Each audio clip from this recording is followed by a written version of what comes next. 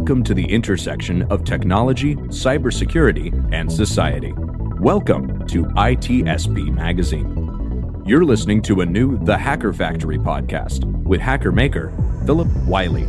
You're about to discover what the role of a professional hacker entails, the different specializations it holds, and what it takes to learn and become one. Enjoy the conversation as Phillip and guests unveil the secrets of professional hacking, a mysterious, intriguing, and often misunderstood occupation. Knowledge is power, now more than ever.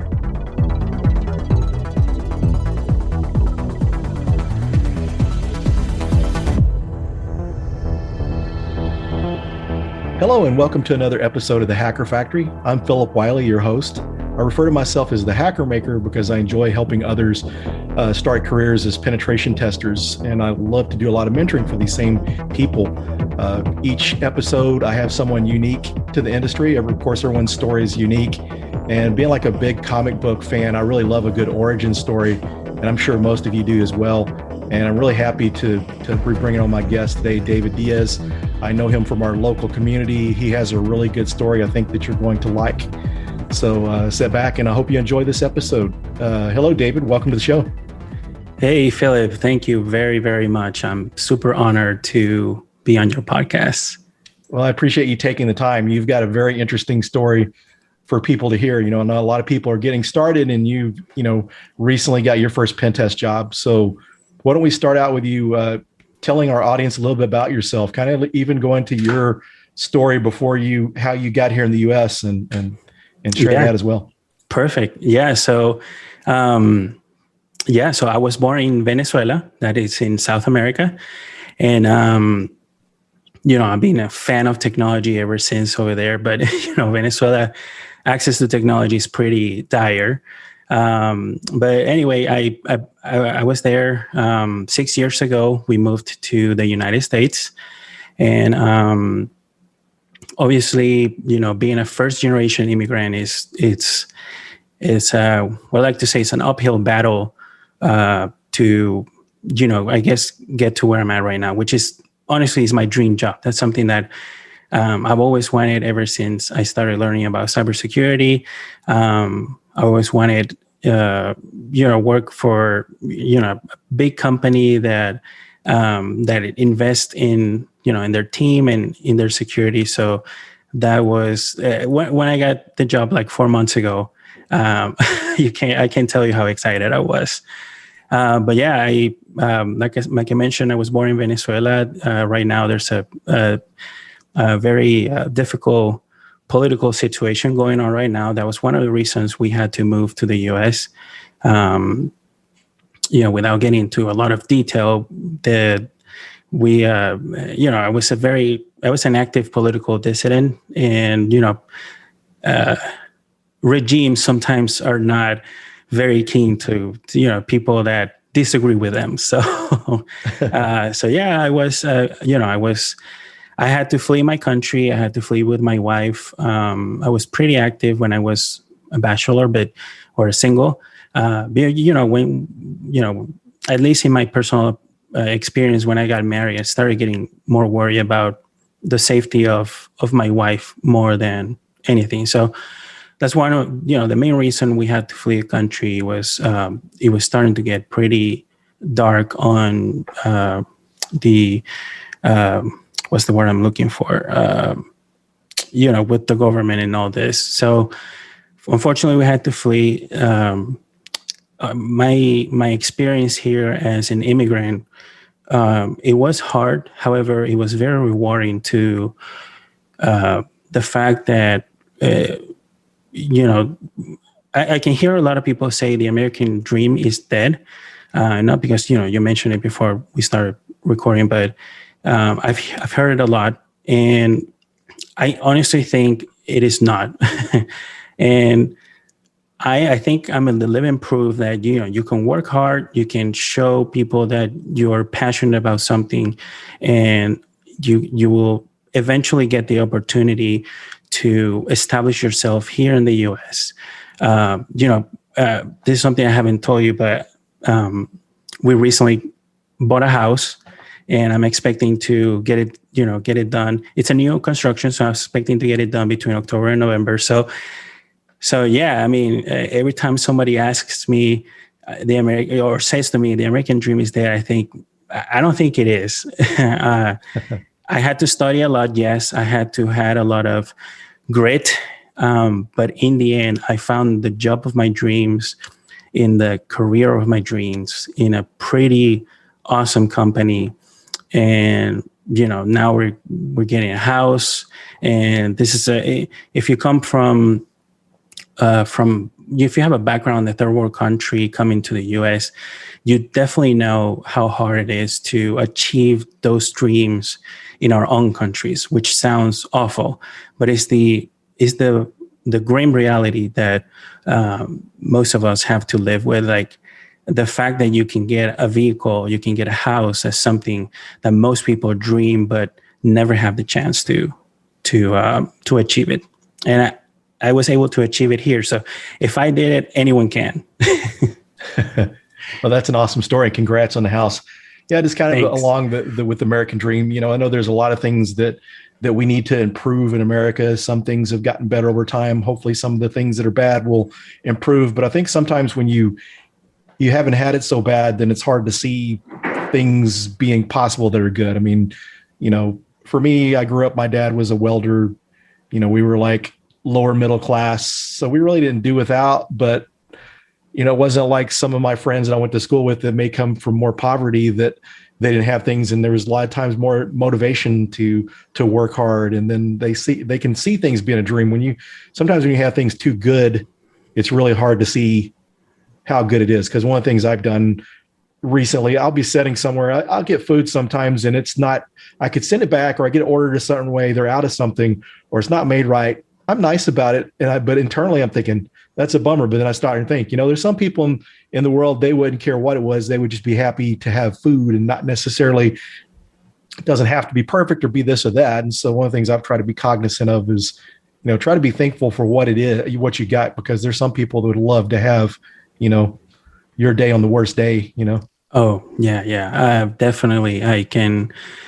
I always like to, and obviously we don't want to steer this to political or anything like that, but I like to make people aware that, like, you have a great country with a lot of opportunities and a lot of, granted, it's not perfect. No country in the world is perfect. I don't think there's a perfect country, but the fact that I was able to, come to the US, come to talk a different language, a different culture, by all means. I think that's what my biggest shock was, how different the culture was here. And the fact that even above all that, I was able to get my dream job, and now getting a house. I think, I'm thankful to everyone, like everyone who was, the littlest influence, like including you, Phillip. I don't know if you remember when we first met a few years ago, and I was just an immigrant excited about cybersecurity, and now I'm recording a podcast with you. So, I don't know how to put it into words. Well, it's awesome to see. And I really love seeing people at the beginning and see how they progress, because it just shows people their hope. And then different people I mentor and teach, those success stories I'm able to share with others. And that's kind of what this podcast has become too, the Hacker Factory. There's a lot of people that I don't know, but maybe they'll hear this podcast, someone will refer it to them, and, they'll get the motivation that they need. And so that's really awesome. You should be very, very happy. There's people that, have been in this country for a while and haven't got their first house. So that just goes to show really how hard you've worked, and that it can be done. So, I mean, like with just most things, a little bit of hard work and persistence, you can get there. So could you share with our audience how you got into pen testing? Where did this all start? Where did your education process start? Sure. So funny enough, I actually have a bachelor in administration with a minor in tourism, another one in finances, and another one in marketing. Nothing to do with cybersecurity. However, I I was always passionate about computers, and I started as a basic PC tech guy. Uh, fixing Windows, or I click this link. Some a coworker say I click this link, and now my computer is super slow. Right? Super simple stuff.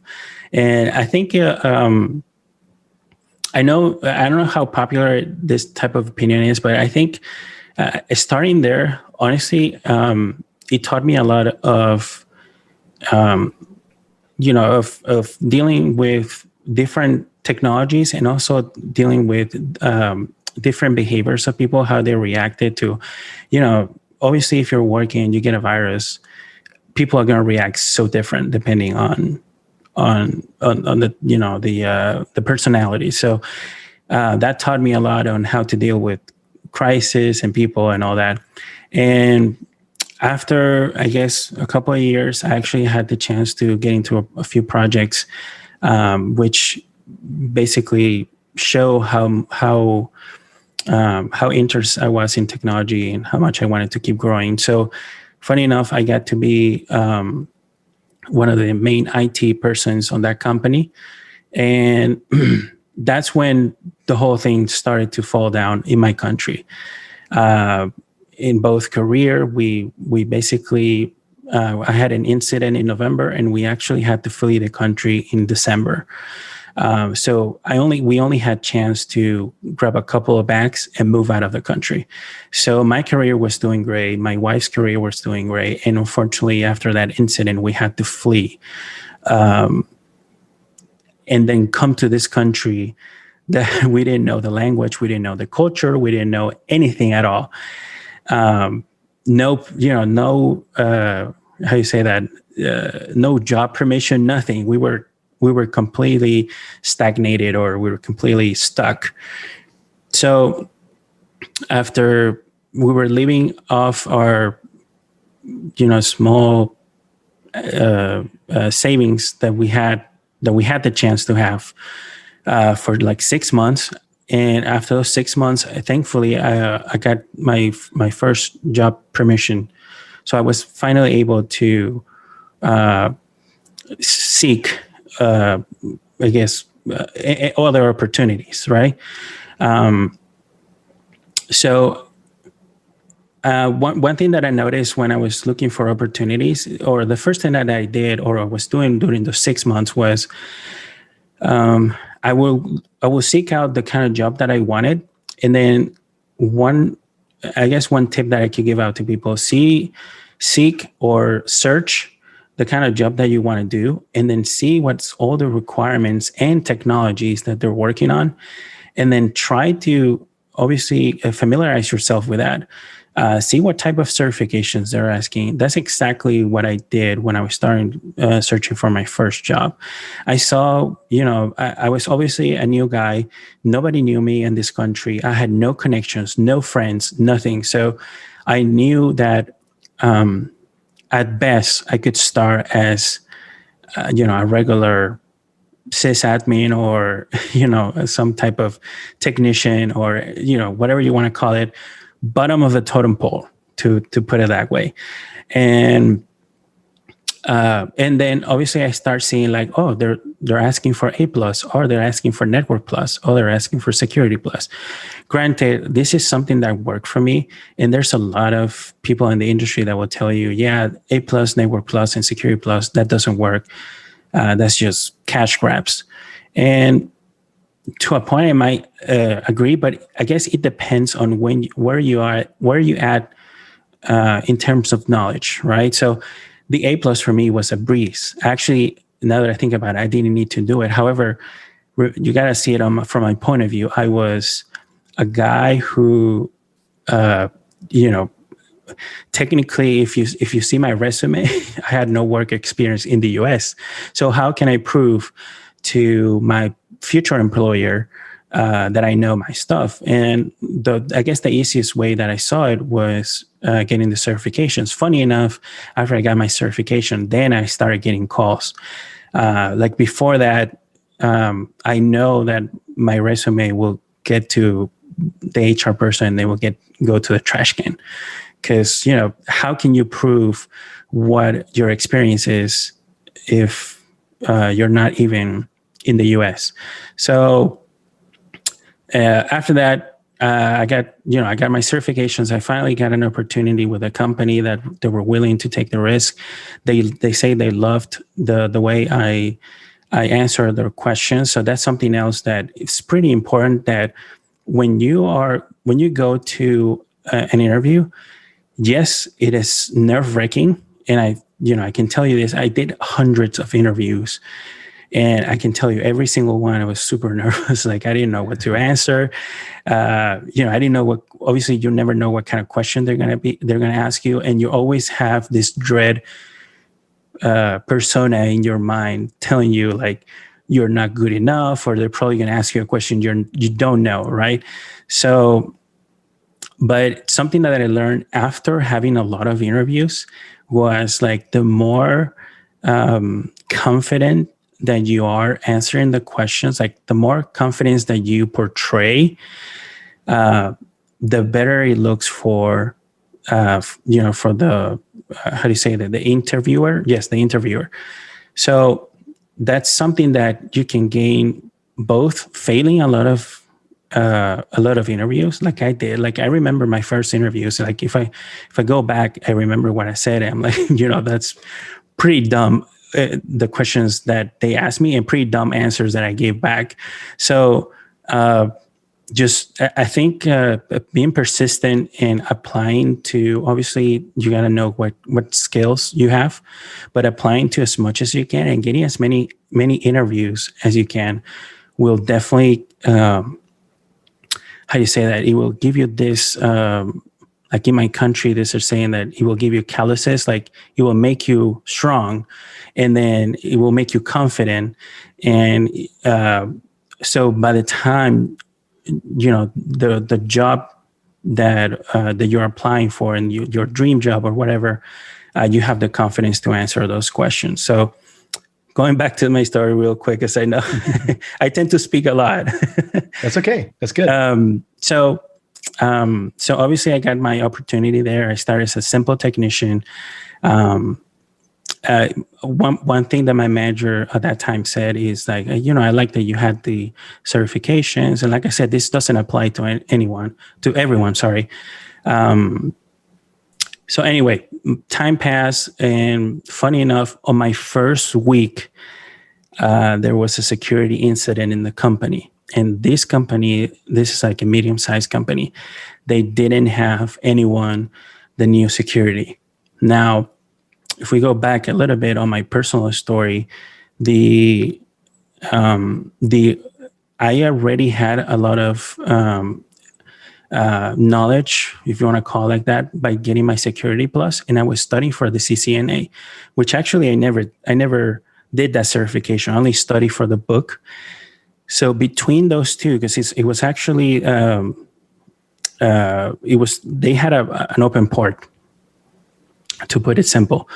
And the knowledge that I gained from both studying the Security Plus and studying for the CCNA, even though I didn't get my CCNA, gave me the right answers that this customer needed for this specific problem.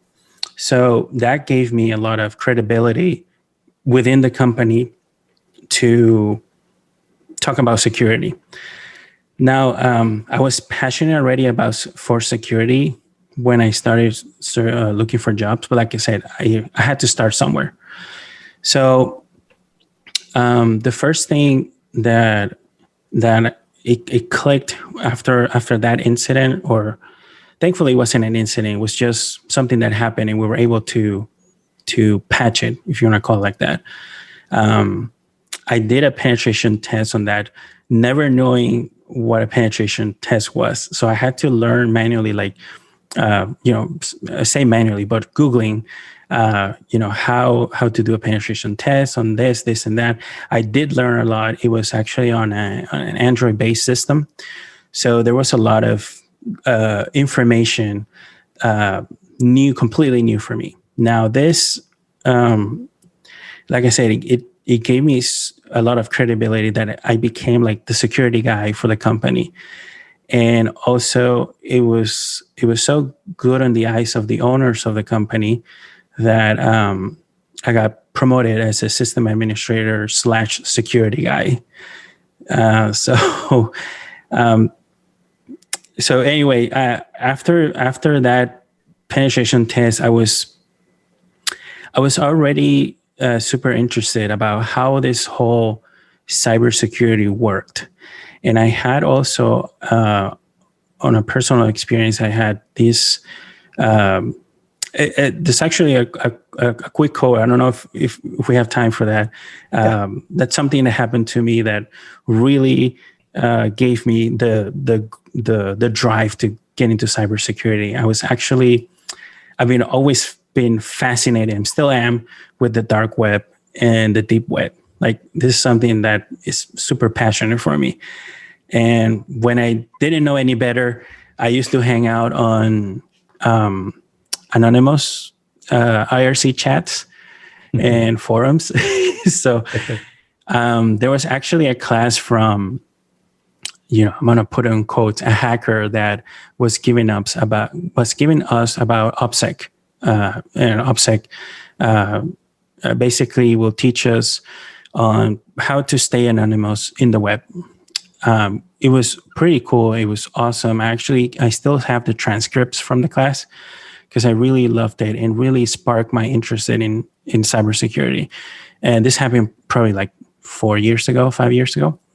So after that, I met a group of people that they said, "Hey, I saw you're interested in this, and that. Would you like to learn how to hack?" And imagine this: I was brand new guy here in the U.S. and that appeals so much to me. Like, what is hacking? What do real hackers do? What does these anonymous hackers do? So I say, okay, yeah. So he takes me to a private RSC chat where I'm going to say he, but I don't know if he was a he or she or whatever, where he takes me to this private chat, and he tells his buddy, "Hey, this is a new guy that I recruited from the anonymous general chat. I'm going to show him a little bit about what we do." So he invited me to do a TeamViewer session. So now I know what everybody's thinking, like, TeamViewer, you're going to let him get it. That sounds like scam right away, right? So, but I was aware of what TeamViewer did at the time, obviously, since I was already, I've been working with computer ever since I was a kid. So I was like, yeah, no, I don't think a TeamViewer session is something I would like to do right now. But he told me, here's the way he spun it. He said, you are going to connect to my computer and you're going to see what I'm doing, not me connecting to yours. So when he told me that, I was like, okay, so I'm connected to his computer. So maybe there's no danger for me for something to happen, right? So I agree. And then he sends me his TeamViewer ID and password, and I connect, right? And he starts showing me about the Satoshi faucets. And if you don't know what that is, that's a whole different subject on cryptocurrencies and whatever. But basically, I think a Satoshi is 1,000 or 100,000 of a Bitcoin. I think it's 100,000 of a Bitcoin. So these faucets, what they do is you solve a CAPTCHA and they give you a certain amount of Satoshis. I can't remember the amount. Which, by the way, cryptocurrency is a huge love and passion for me too, aside from cybersecurity. So anyway, going back to the story. So then he tells me, "Hey, do you want to see something cool?" And I was like, "Okay, show it to me." So he starts, and I wish I could remember what he did, but he did it so fast. And obviously now that I'm a security guy, I'm trying to remember what he did so I can try to explain it every time I tell the story. Is I believe obviously he grabbed my IP from the TeamViewer connection, and I think at that time TeamViewer leaked the IPs from people connected. Like, I don't know if he does it right now because I haven't tested TeamViewer, but I connected to his computer, so there somehow he got the IP. I'm pretty sure it was from TeamViewer logs or anything like that. So he started geolocating my house. so he does it pretty quickly, and then he says, "Are you on this area?" But here's a plot twist. He didn't know I was using a VPN. Now, obviously, everybody has their opinions about VPNs, but for me at that time, connected to anonymous RC chat, that was something that I needed to do.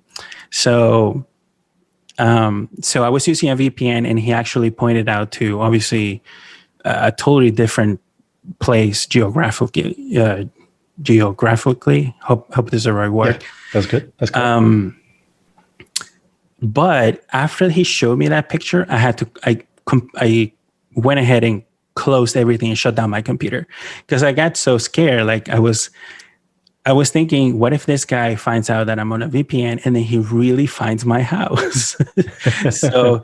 But I went to bed, but the next morning I was talking about the whole thing with my wife, and I got this spark that started on me and say, I want to learn and I want to do exactly like what that guy did to my computer. So that's the whole, I guess you can say the whole catalyst of what started my passion for cybersecurity. I wanted to do what those hackers were doing. Now, whether it was a good thing or a bad thing, I didn't know at that time. Thankfully, I ended up being on the side of the good guys, or at least I like to think that way. And that's how my whole passion about cybersecurity started. Ending parentheses. Sorry, I went on a very large tangent, but but yeah, coming back to my whole experience on starting at the current company that I'm at is after becoming the security expert, I started looking for the types of jobs that I wanted to do. So I started digging into cybersecurity. However, I had no idea how big cybersecurity was until I started digging about it. I mean, this, I think everyone can agree that cybersecurity is a huge field. And if you don't know how to navigate it or where to go, you might get overwhelmed and close the browser, if you want to put it that way. So I started digging into cloud security. I started digging into, blue teaming or defensive threat hunting. And I was so overwhelmed with all the different paths and branches that cybersecurity has as a field. So, and you can see it actually, if you look at my LinkedIn, you can see the certifications that I have. I have a cloud certificate. I have a Splunk certificate. I have my OSCP. I have the EWP. So I have different certificates from different technologies, and that was because I was kind of lost. So, and I know this is a radio podcast. So this book that you wrote, this is a guide given for new people, newcomers that are trying to navigate this whole field. Because even on the offensive security, and I think you can agree with me, there's so many paths that you can still go. You can niche into so many things, and the more specialized that you become, the more, I guess the more you're gonna get paid. But yes, coming back to the main point, like the more you can keep, the more you study cybersecurity, the more like this is immense, like this is humongous, this is big. So I would say 2 years ago, I decided I wanted to go full on penetration testing. Now, I was actually reading a post today on LinkedIn that said, and I think this person have a lot of self-esteem. He says, like the NFL of cybersecurity. A lot of people try to get in, but few people really, really stay and get paid the big bucks. So I don't know how much I agree with it. However, I have to say penetration testing is a difficult career. It's difficult to get in.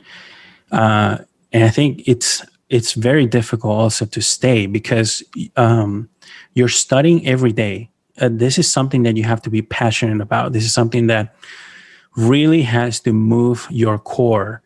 Every day you have to get better. Every day you have to study about this. Like, for example, like read about breaches. Funny enough, I was just mentioning LinkedIn. LinkedIn just got breached for, I think, 907 million people's records were breached, now being sold. I'm pretty sure mine is there. My LinkedIn profile is there. So, it is difficult, but it is possible. I wanna emphasize on that. It is not impossible to do it. It looks from the outside, from anywhere, any point that you look at it, it is difficult. Like, I guess what I'm trying to say is, I'm gonna say this the most colloquial way. Like, bro, if I did it and I'm coming from a different country to this foreign country, anyone definitely can. That's great.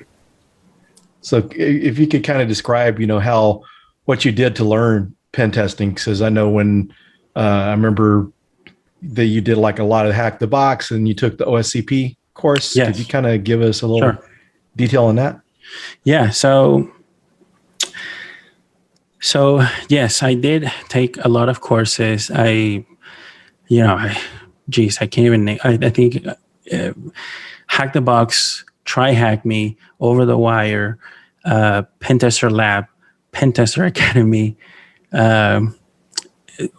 all that. But to not overwhelm the newcomers, I would say find your passion. If it's offensive security, this is a podcast about hackers, right? So I'm going to focus on that. So if this is your passion, there's a lot of resources out there that are free, that you don't have to pay for that. And there are even some good Udemy courses that are cheap, $10, $12. So how did I start on this? So I knew I had to get practice, right? You find a lot of I think the right term or the right analogy will be the chicken and the egg kind of situation on our cybersecurity field. Like, and this is something that I can personally relate to. There are so many job posts where it said, "Oh yeah, we're looking for a junior pen tester that has 5 years of experience in cybersecurity." So pretty insane, right? But it happens. All right. It happened to me too. I still applied to those jobs, even though they never call me back. But going back to Hack the Box, the OSCP, I will honestly, yes, there's a lot of people that have gotten where they are without certifications. However, I'm going to say this. So certifications for me is a way to prove anyone that you had, to the very least, you had the passion, or you had the interest into getting into that specific field. So if I'm doing the OSCP, it tells people that I'm willing to study hard, because it's a hard certification. It's not an easy one. Even though, if you go to social media, you can see a lot of, I passed my OSCP, and they make it look like it's a walk in the park. But it isn't, at least in my opinion. I don't think it is. It's not. Yeah, I don't think it is. So it takes a lot of commitment, and obviously it takes a lot of hacking yourself. And it kind of sounds weird, right? Like, how do I hack myself? Like one of the ways I found out that I could hack my brain was if I'm looking for this dream job, then every 2 or 3 days, I would look at the salaries, and then I'll look at the certifications, and then it said OSCP. And then I'm like, okay, that's definitely my motive to go ahead and get the OSCP. And yes, like I mentioned before, there are going to be a lot of people who didn't need that. But honestly, in my personal opinion, this is my, like I said, it's a personal story. It doesn't necessarily apply to everyone. But once I got my OSCP, and this is crazy, like what I'm going to say is super crazy. Once I got my OSCP, literally the next day, I started getting recruiters and companies reaching out to me to find, it's funny because before those 2 years, I got my AWS, Splunk, whatever, all those certifications. And I was the one reaching out to companies. And I had 2 years of interviews, 2 years of talking to so many different companies. And once I got my OSCP, it was the other way around. I was joking with one of the recruiters and I told him, like, I feel like I'm the pretty girl in the high school homecoming prom, right? Like, I guess that's back there in Venezuela, you see a lot of American movies. So you always see, the girl that, gets queen of the prom, whatever. So I was on the other side. I was having companies reaching back to me. And like I said, I know OSCPers they're not living that experience. And I think it also has to do with how exposed you are to the community. So yes, I got my OSCP and I started getting job offers. Actually, before I started with this current company, I actually had 3 or 4 companies that already told me, you're the guy I want for my team. And that was awesome feeling. Like after failing to imagine how many companies, I should have kept track because I know it would be a number to be amazed at, but I can't, so many companies told me, no, you're not the right guy, or we decided to go with a different candidate. And now I had these 4 companies and like I said, the OSCP is important. Like that's, for me, it was my best return over the investment so far. When I invested in myself, the OSCP was like a huge hit. So I would say if you're interested about penetration testing, hacking, and all that, I think the OSCP gives, in the eyes of the HR, and it will break a lot of barriers for you, the OSCP is a good certification to have. And like I said, it's difficult. It's not easy. And especially you have to know a lot about different technologies. Regardless of your opinion of the OSCP, I think it's a good training for dedication to study technologies that you're not aware, and good for learning how to Google, investigate.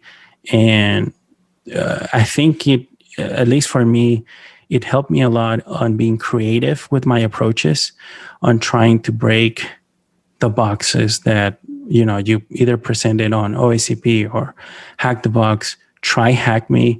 They're all great platforms. I was, Hack the Box was really nice to me when I started the Hack the Box Dallas meetup.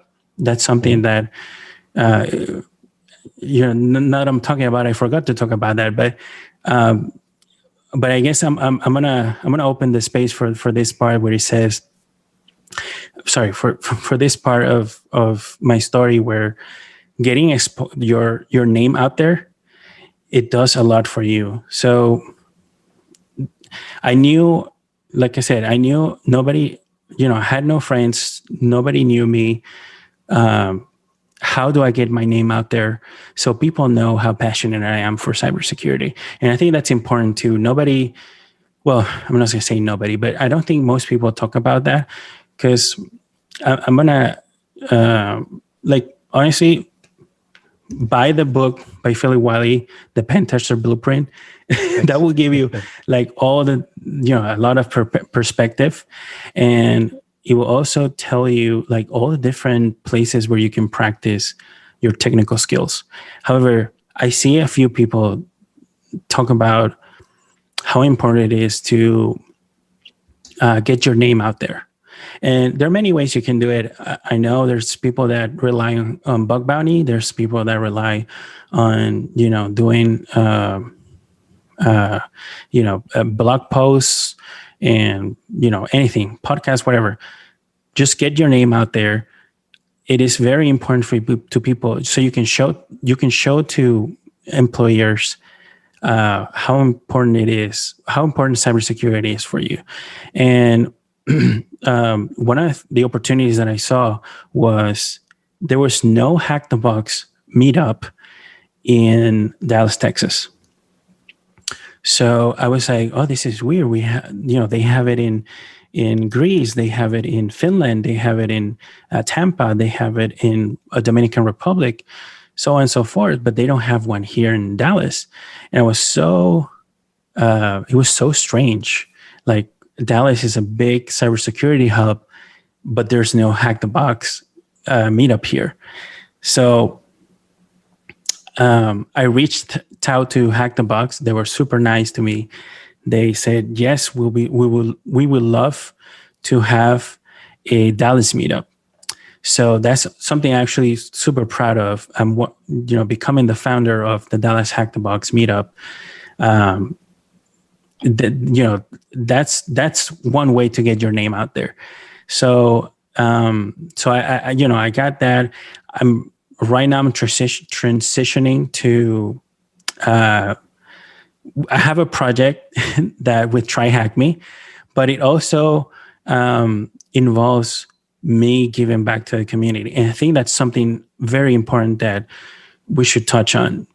Just like you, I was very inspired by the way you give back to the community. There has to be a way for me to give back too, right? Because, when I was navigating this whole cybersecurity field, I had no idea where to go. So what I'm trying to do now, and this is a cool project that we have with Try Hack Me now, and it's going to be launching pretty soon. I'm super excited. Like I said, we're going to give back to the community. We're going to make sure that more people know about cybersecurity. And, we get the word out there. I keep telling everyone we're fighting, we're on the loose, how do you say that? We're on the losing side of a cybersecurity battle against the bad actors, right? So the more people that we can recruit, the better it's going to be for everyone, for the company, for the person. So I'm a big believer of giving back, getting back to the community. And I think that's super important that we keep fighting. I'm going to call it fighting the good fight. But yeah, getting your name out there, that would be something huge that, give your time, try to, get to Fire Talks or get into your, like, for example, we have the Dallas Hackers Association. I know you're pretty active there and I love it. Every time I go there, I feel super hyped. So, there's a lot of platforms and opportunities for you to get your name out there. If you're starting to cybersecurity, that's exactly what I wanted to do. And that would both benefit, and this is going to sound a little bit, okay, let me put it this way. So it worked for me, but it also worked for the community, right? So, and I think the projects that involve cybersecurity that you want to get on, you want to get your name out there, it benefits you, and it also has to benefit the community. You have to give, and you have to give back. So I think it's important out there. And, I think that also played a huge factor on, actually, one of the things that I was told by my current manager when they were doing the interview is like, they told me, hey, I love how active you are on the community. And this really spoke, it spoke directly to my heart because, I'm doing this out of passion and I want more people to know about it. It's also cool that it's giving back to me by the way it also helped open the door on all this company, specifically the one I decided to go with. So that's something that I guess that's another tip I will give out. I think my career started in cybersecurity. I think it's a combination of perseverance, skill, and confidence, and above all, practice. And without I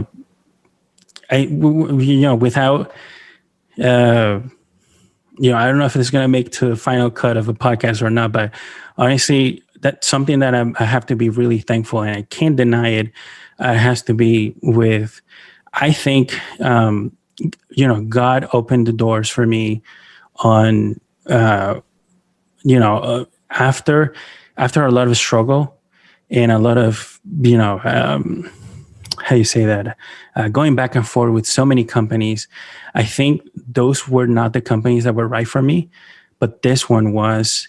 And honestly, like I mentioned in the beginning of the podcast, I am working my dream job because I always wanted to be a pen tester when I learned about it. And I'm making I'm making enough money.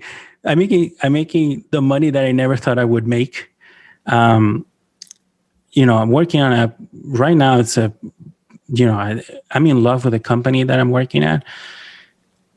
I got a house. I mean, I think it was after a lot of work, and I'm going to say I put a lot of work to it, but I think God opened the right doors for me, even though it was a hard journey.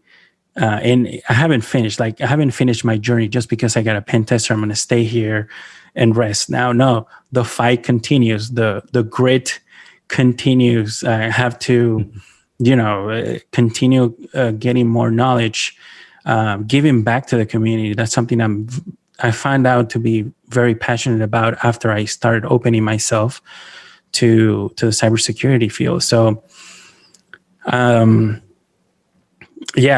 know. I think I'm sorry if I went through a very long tangent because I know your question was like, talk about Hack the Box and OACP. That's okay. That's good. I mean, the listeners want to hear your story, and honestly, it makes a podcast better whenever the guest has a lot to say. There's some podcasts I really hadn't experienced with this one, but you could get some people that it takes a lot of work as the host to keep a conversation flowing, and you have a lot of good information. I really love what all you're doing for the community. And I think that you being new into pen testing, you have a point of view that someone that's been doing it as long as I have, or someone that's been doing it, 5 years or 3 years, that things have changed over that time. So you have a fresh outlook on what things are like, and you didn't have an easy path in. So I think that's a great story to share with our listeners. Thank you. I like to say this every time I have the chance, but I'm really thankful to this country for opening the doors to me.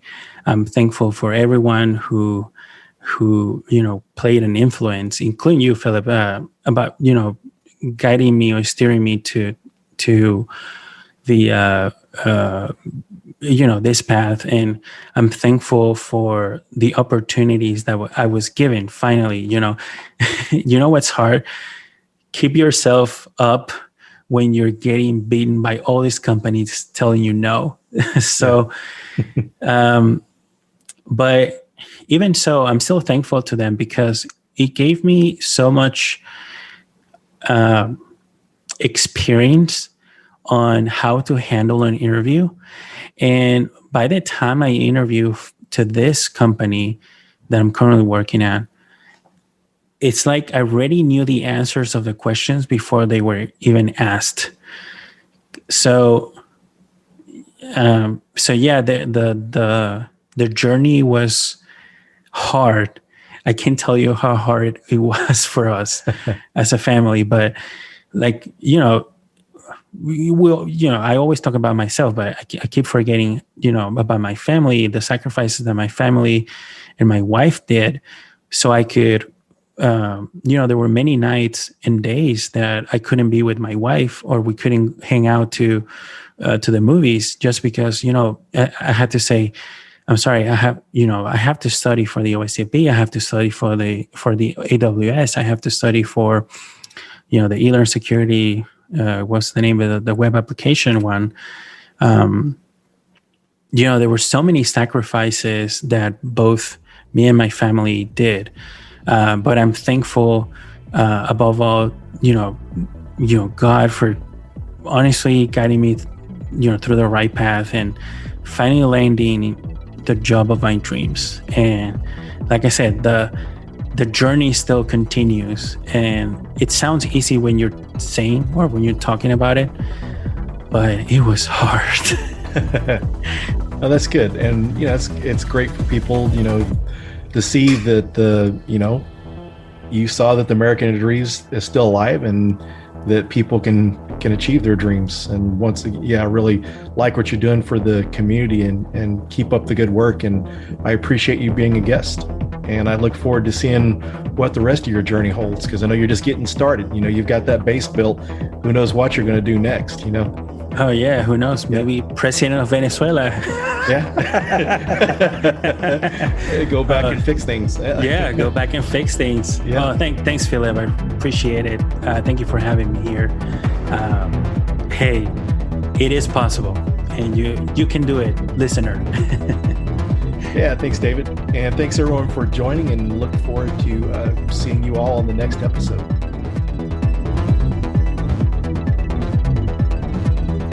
We hope you enjoyed this episode of the Hacker Factory podcast with Phillip Wylie. If you learned something new and this podcast made you think, then share itspmagazine.com with your friends, family, and colleagues. If you represent a company and wish to associate your brand with our conversations, sponsor one or more of our podcast channels. We hope you will come back for more stories and follow us on our journey. You can always find us at the intersection of technology, cybersecurity, and society.